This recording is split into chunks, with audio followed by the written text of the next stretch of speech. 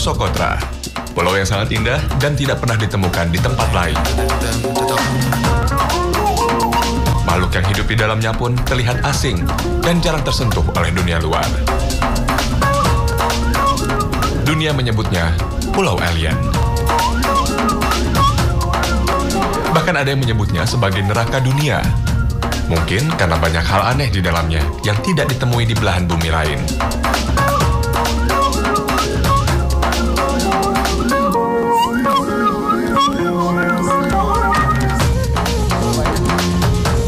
Pulau yang dianugerahi UNESCO sebagai warisan dunia inilah yang kemudian disebut-sebut sebagai tempat paling pelik di muka bumi.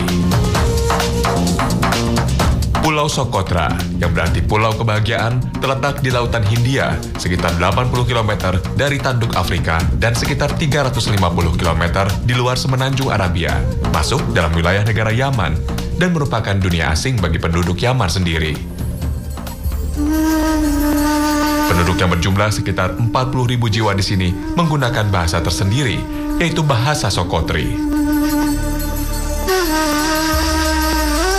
Menurut penelitian, Pulau Socotra merupakan pulau yang terbentuk sejak jutaan tahun silam dengan bentuk asli seperti ini. Tak terusik oleh gerakan geologi dari wilayah bumi lainnya. Karena itulah, makhluk hidup yang ada di pulau ini bersifat endemik, tidak ditemui di belahan bumi lain. Karena keunikan tempat inilah, pemerintah Yaman sengaja tidak banyak mempromosikan kepada dunia sebagai tempat wisata untuk menjaga keaslian alamnya. Karena keunikan dan keistimewaan pulau ini pula memunculkan pendapat, di pulau inilah Dajjal dikurung.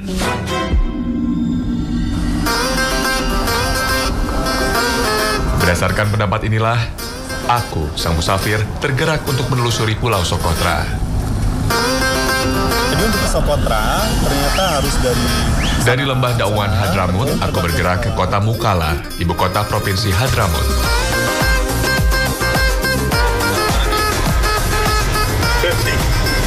30, 20, 10, 5. Setelah 2 jam lebih dari Mukalla, aku tiba di Bandara Pulau Socotra. Hello Indonesia, welcome to Socotra.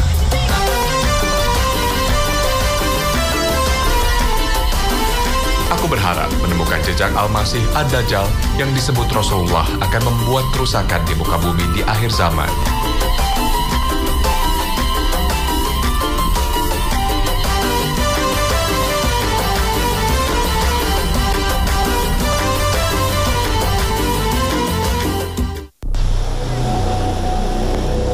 Di Pulau Socotra, aku merasakan keanehan dan keunikan pulau.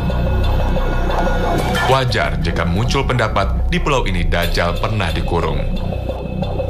Apalagi di pulau ini banyak ditemukan gua-gua besar yang langsung menghadap ke Samudra Hindia.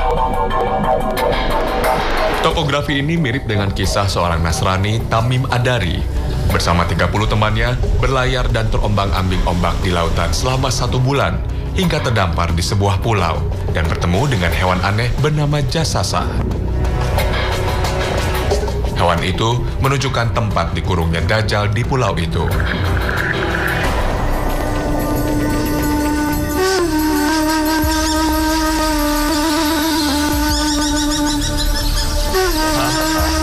Kisah yang disebutkan dalam hadis riwayat Muslim inilah yang kemudian dikenal dengan hadis Jasasa.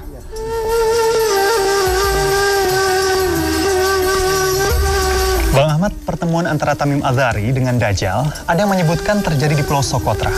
Apa sebenarnya alasannya, Bang? Mas Tommy, boleh jadi mereka memiliki keyakinan seperti itu. Dan ini bisa kita sama-sama lihat dalam hadis Rasulullah SAW, bahwa Rasulullah SAW mengatakan di dalam hadis itu ada 3 hal. Mari kita simak sama-sama ya. Yang pertama, Tamim Ad-Dari ini adalah orang Nasrani. Coba kita lihat Mas Tommy, bahwa orang-orang yang beragama Nasrani itu tidak ada di kota Mekah, tidak ada juga di kota Madinah, tidak ada di kedua kota suci itu. Nah, orang-orang Nasrani itu adanya di negeri sebelah utara Jazirah Arab, yaitu negeri Syam.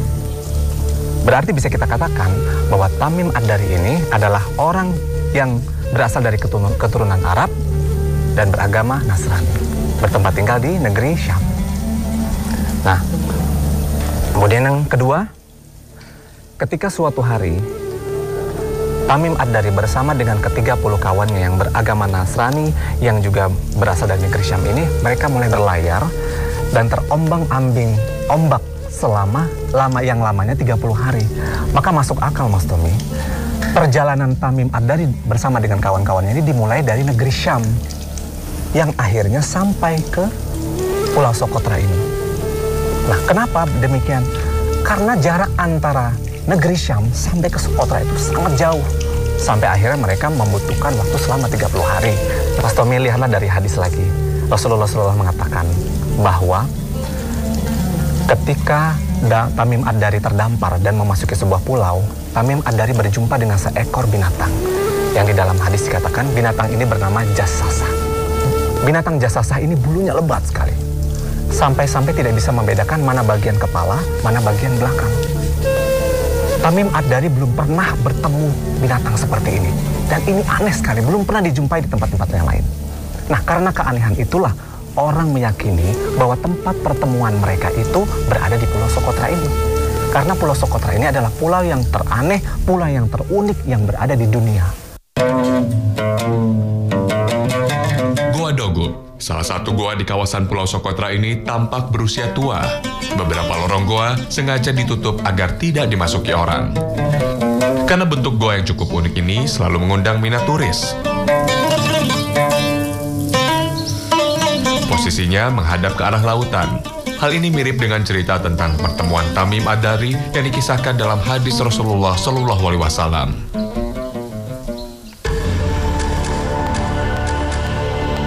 Maka, pendapat bahwa di salah satu goa di Sokotra ini diyakini sebagai tempat dikurungnya Dajjal cukup beralasan. Apalagi secara geografis, letak Pulau Sokotra juga memungkinkan sesuai dengan hadis Jassasah yang terletak di perairan Yaman. Namun begitu, tetap saja tidak bisa dipastikan akan kebenarannya. Karena kisah-kisah tentang Dajjal seperti yang disebutkan sejumlah hadis masih perlu dikaji dan dipahami lebih mendalam.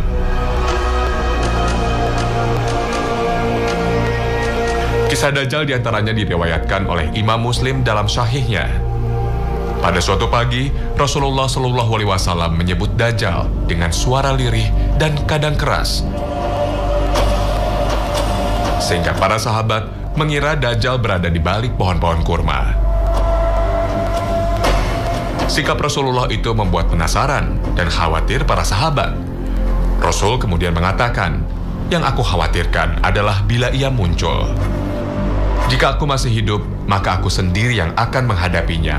Tapi jika muncul setelahku, maka setiap orang adalah pembela dirinya sendiri, dan Allah adalah penggantiku atas setiap muslim." Rasul kemudian menceritakan ciri-ciri Dajjal. Ia adalah seorang pemuda berambut ikal, matanya menonjol, mirip Abdul Uzza bin Qatan. Maka siapapun dari umat Muhammad yang bertemu hendaknya membaca permulaan surat Al-Kahfi.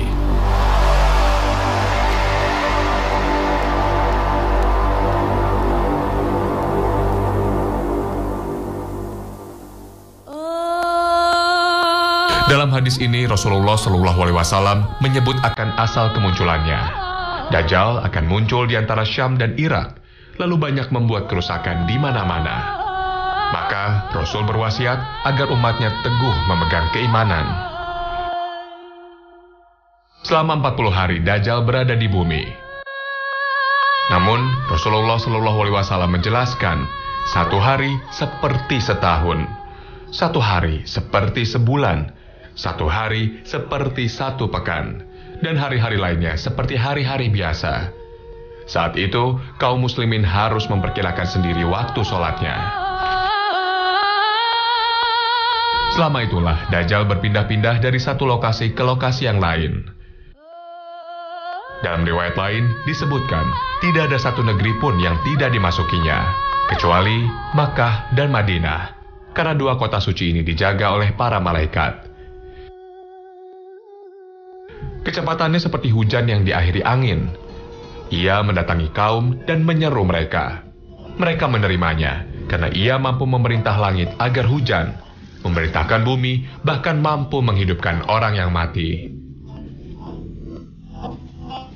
Hadis ini banyak mengungkap sosok Dajjal dan kemunculannya kelak. Sementara, sosok Dajjal yang diriwayatkan oleh Fatimah tentang kisah pertemuan Tamim Ad-Dari disebut-sebut Rasulullah SAW sebagai penguat akan ucapan-ucapan Rasulullah yang lain tentang Dajjal. Bang Ahmad, setelah berkeliling di Pulau Socotra yang unik ini, saya tiba-tiba teringat dengan hadis Jasasa. Sebenarnya, apa isi lengkap dari hadis ini, Bang? Ya, Mas Tommy, hadis Jasasa itu seperti ini. Suatu hari, setelah Rasulullah SAW dan para sahabatnya sholat berjamaah, lalu beliau naik ke atas mimbar. Rasulullah SAW berkata kepada para sahabat, jangan kalian meninggalkan tempat kalian. Kalian tahu tidak kenapa aku kumpulkan kalian di tempat ini? Para sahabat menjawab, hanya Allah dan Rasulnya yang lebih mengetahui.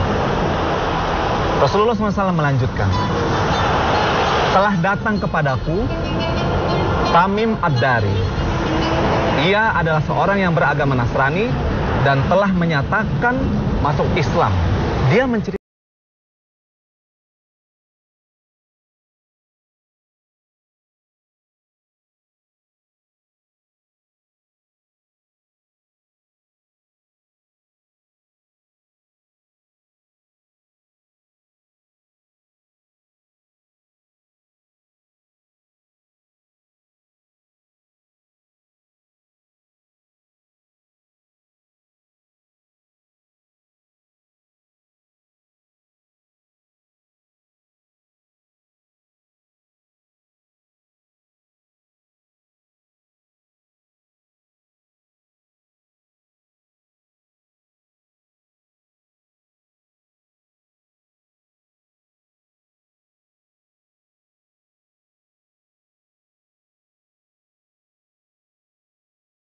binatang apakah engkau ini?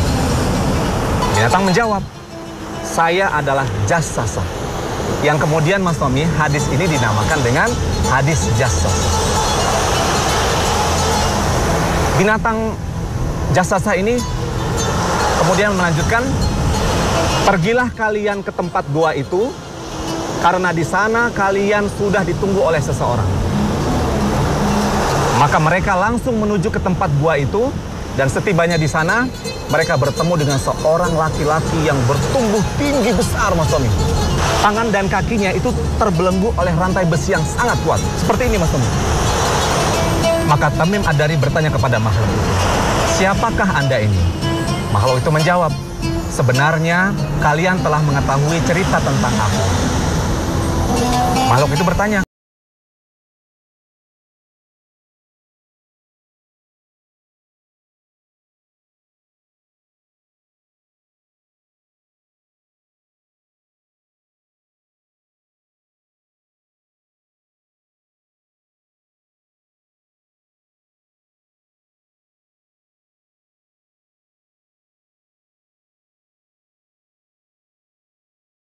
ke kota Madinah. Apakah orang-orang Arab itu memeranginya? Dan bagaimana sikap Nabi itu? Tamim Ad-Dari menjawab, ya, Nabi itu terus mengembangkan dakwahnya dan ada yang menjadi pengikutnya. Makhluk besar itu kembali berkata, memang begitulah Nabi. Beruntung sekali mereka-mereka yang mengikutinya dan mengikuti ajarannya.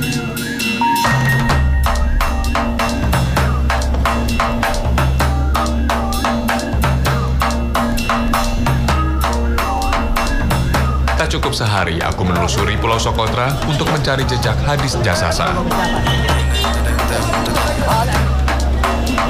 Dari satu lokasi ke lokasi lain, aku mencoba menelusuri jejak makhluk akhir zaman ini.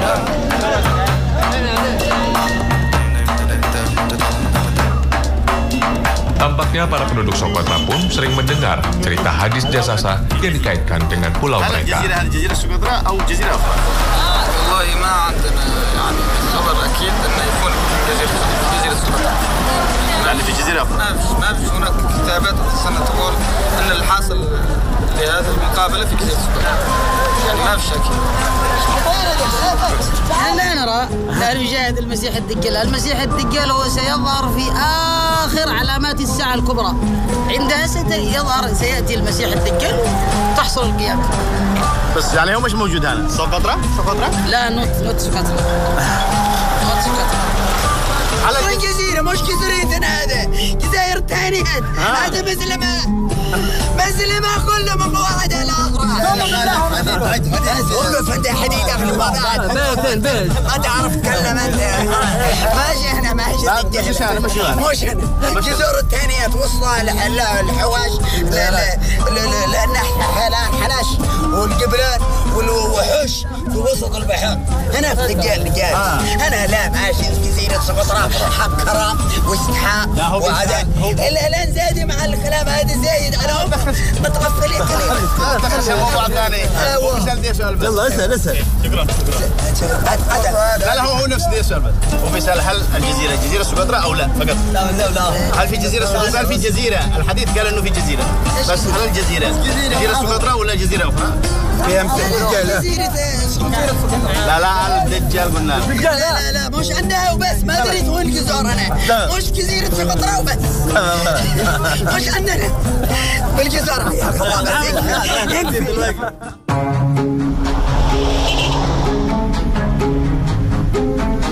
Keunikan Pulau Socotra tidak hanya mencakup floranya saja, seperti pohon darah dua saudara yang menyerupai payung, atau pohon botol yang tumbuh di sela-sela bebatuan tandus. Pulau yang sering disebut sebagai Pulau Alien ini juga memiliki beragam fauna endemik. 90% jenis reptil yang ditemukan merupakan endemik Pulau Socotra. Selain itu, dari 192 spesies burung, 44 jenis burung diantaranya bertelur di Pulau Socotra. Berdasarkan penelitian para ilmuwan, ada 22 titik area burung yang sangat penting di pulau ini. Salah satu fauna endemik Pulau Socotra adalah burung Socotra starling.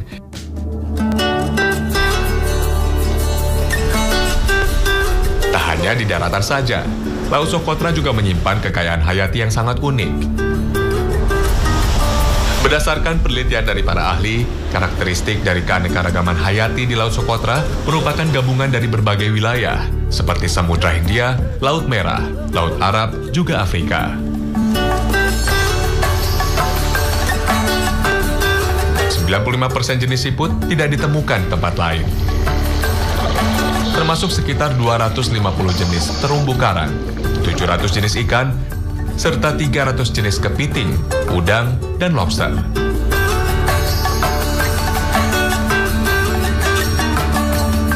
Dengan kelangkaan dan keunikan flora dan fauna yang ada di Pulau Socotra inilah, maka tak heran jika beberapa dugaan muncul bahwa binatang jasasah yang aneh dalam hadis Tamim Ad-Dari berada di Pulau Socotra. Teori pulau ini sebagai tempat dikurungnya Dajjal makin menarik jika dihubungkan dengan sejarah lainnya bahwa Dajjal pernah dikurung di Laut Yaman.